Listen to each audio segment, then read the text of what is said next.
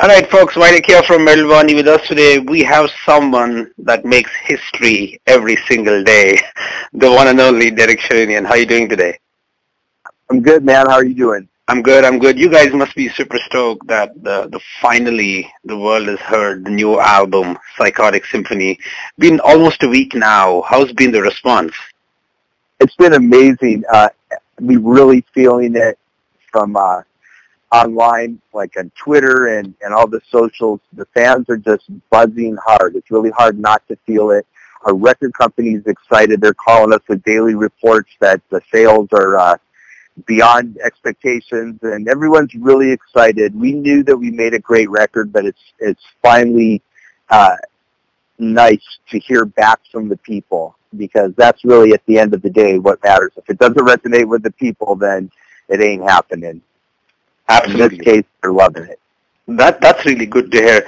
And I've been listening to this record for close to a month now, and it's come to a point where I see all the studio videos that you and Mike have done, and that makes it even more interesting to know how the songs were created. And like listening to this album feels like there is an element of like coming back for another round sort of thing. Like when I finish listening to it, I feel like coming back to it again. And that's a great sign for a band like Sons of Apollo, that an album has that element of coming back to listen. And I'm sure there are people out there who would have listened to it like 20 times, 30 times. So that's a great sign. Really good hearing that from a lot of people, so thank you for that. And I want to start from the initial days of Sons of Apollo, when Mike announced that he is going to work on this first progressive metal supergroup. And obviously you and Mike started writing the songs. The first song which you brought in was God of the Sun, which was completely written by you. And I'm sure it was very clear to you guys at that time that it's going to be a progressive metal album. But as you guys progressed further, things changed. So I wanted to know, when was the time when you both felt that this group is much more than just another progressive metal band? Well, I'll say this. I did bring in God of the Sun in its entirety, and that was definitely very progressive metal.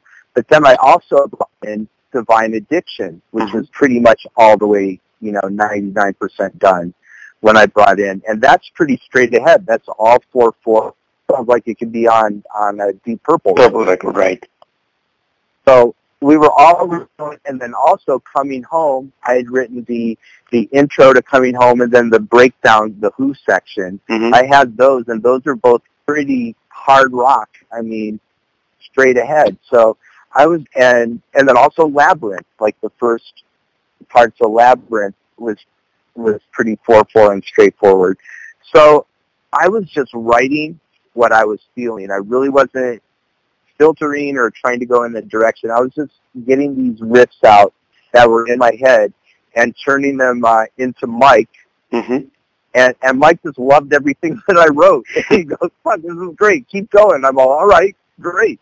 And so I'm cranking away, and Bumblefoot is doing the same thing.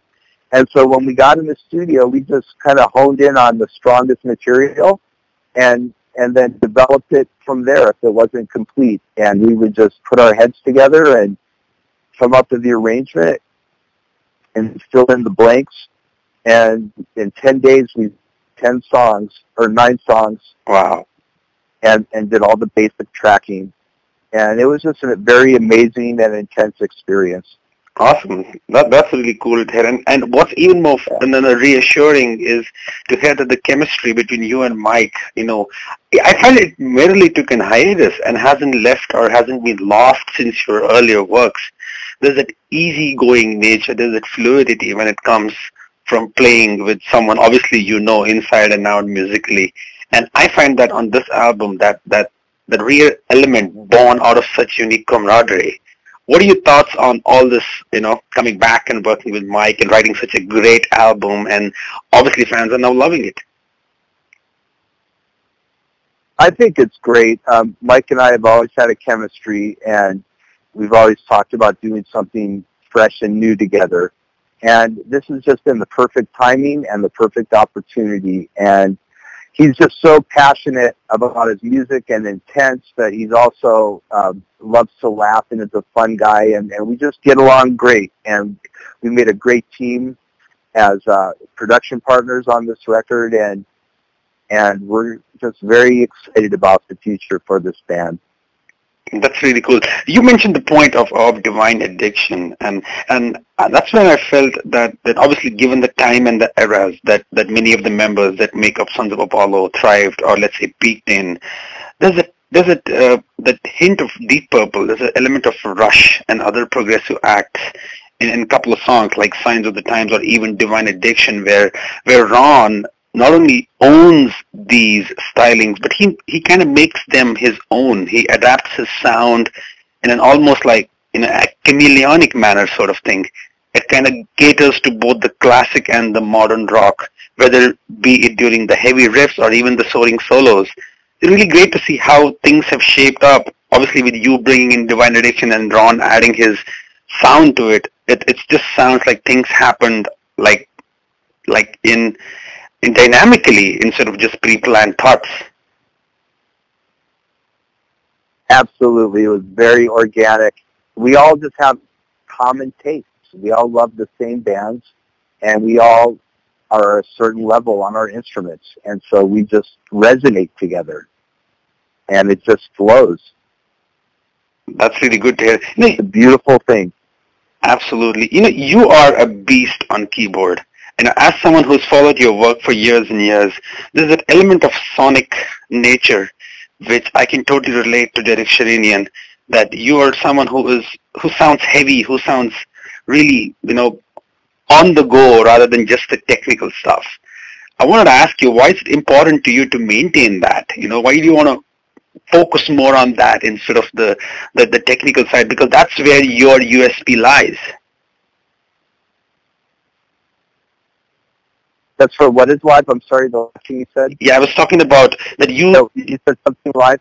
Yeah, what I was asking is that you as a keyboard player are known as someone who is very heavy, who sounds heavy, who has that sonic presence. So I can clearly indicate, I can feel that it's Derek Sherinian on keyboards. You're not someone who focuses a lot on technical stuff and tries to go ape shit on keyboards. So what is it that basically makes you focus more on the sonic elements than just be just another technical keyboard player? Hey, to me, there's a lot of cyborgs and robots out there that are playing, that way. Let them do that. I just am who I am. I hear things a certain way. I'm coming from a much heavier place when I play. My sounds are just heavy, and I'm playing the instrument much more aggressively than anyone out there. That's really cool because, I like how you stay old school. You bring in a lot of keyboards. You still are an analog guy, and that's really great to hear. But is it something that you don't prefer the software side of it, the technological advances which are there in almost every instrument right now in the metal scene?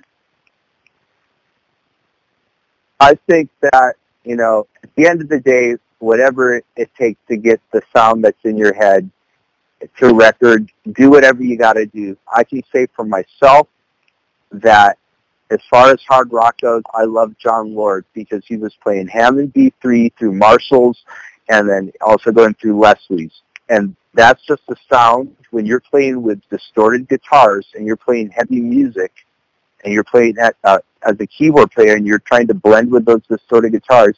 It's a very slippery, dangerous slope. Right. Because if you play cheesy sounds with the guitar, you're going to fuck the whole band and give it just a cheese sheen. And people, right away, their cheese radar goes up and goes, no. And they'll just, blow the whole band off. Totally. That's why you can never, I will never play cheesy sounds. I'll play Hammond B3. I play analog synths. I do play some digital synths, like the Korg. There's some signature sounds that I've been playing for 20 years that are on those digital Korgs. That's amazing, but I use them only for certain things. And I don't do any apps or no iPads or soft synths or sequencing or any of that stuff. I keep it real. I play live, and that's how I roll. Well, that's exactly what Derek Sherinian is all about. I was wondering, with the amount of keyboards that you've used on this album, how do you plan on replicating that on tour? Are you going to bring all your keyboards, or just use a workstation synth that can do that bulk of the work? Hey, we'll climb that mountain when we get there, but believe me, I'll bring everything that I possibly can. There's some situations, like when you're playing in Australia and the Pacific Rim, where you're doing a lot of fly dates, it's not practical to bring my B3, and my sound is so specific that I couldn't trust using the local B3. So I'll have a plan B, but I will be bringing my Leslie's and my Marshall, and it'll sound fucking kick-ass. Awesome, dude. I'm working on my rig now, and just like working out the kinks and trying different configurations. So by the time we get out there in February, I'm going to be cranking.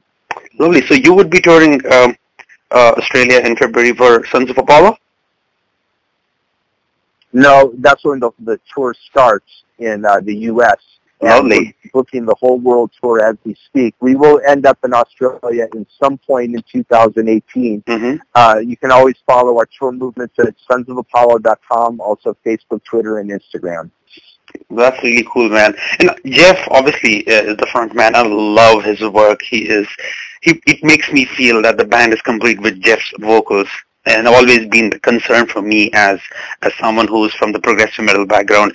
He's someone who has actually written some, pretty good lyrics along with you. Obviously, you also have written lyrics on this album. But I wanted to know from your perspective that when you and Mike wrote the songs, what exactly triggered the thought of having Jeff on board instead of any other hard rock or a progressive metal singer out there?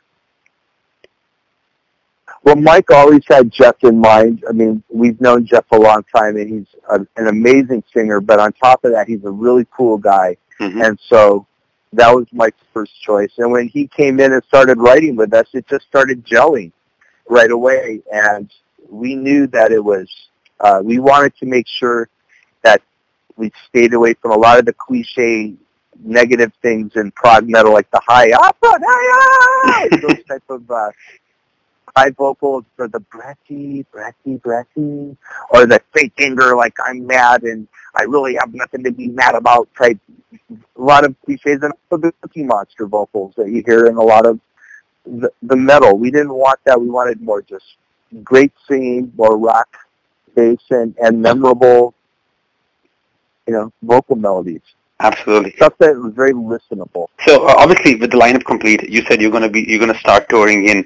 The question that's going to come in is, you guys are going to play the complete album on tour and maybe throw in some surprises as well from your past? Yes, we'll play we'll do the album. We'll all take long solo spots, and then we'll throw in some surprises for sure. So we'll be playing like an hour and a half set. Lovely. Derek, you've never come to India to play over here, and we know that Mike has such a fantastic fan following. You also have as well, but I don't know whether Sons of Apollo will ever come here. But if you guys do, let me tell you that you guys are going to have a great, great time out here. We want to come, and you know what? Now that we've talked, I will tell our manager, Andy Farrow, to start looking at promoters, and hopefully we will go there for the first time in 2018, and I hope to meet you in person. Absolutely, man. So before we conclude, if you had to sum up the album Psychotic Symphony in just one sentence, what would you say? I can't, but I can sum it up in 2 words. Psychotic Symphony. That's exactly what it is. It is chaotic, it's turbulent, it's angry, violent, but it's also orchestrated and strategic and focused, and it's the perfect storm of those 2 things. So that's the best way to describe the music. Perfect, Derek. Psychotic Symphony. Absolutely. Thank you so much, Derek. Have a wonderful time ahead, and I'm definitely going to catch you at B-Prog. All right. Thank you, my friend. I'll talk to you later. Come up and say hi. Take care, buddy. See ya.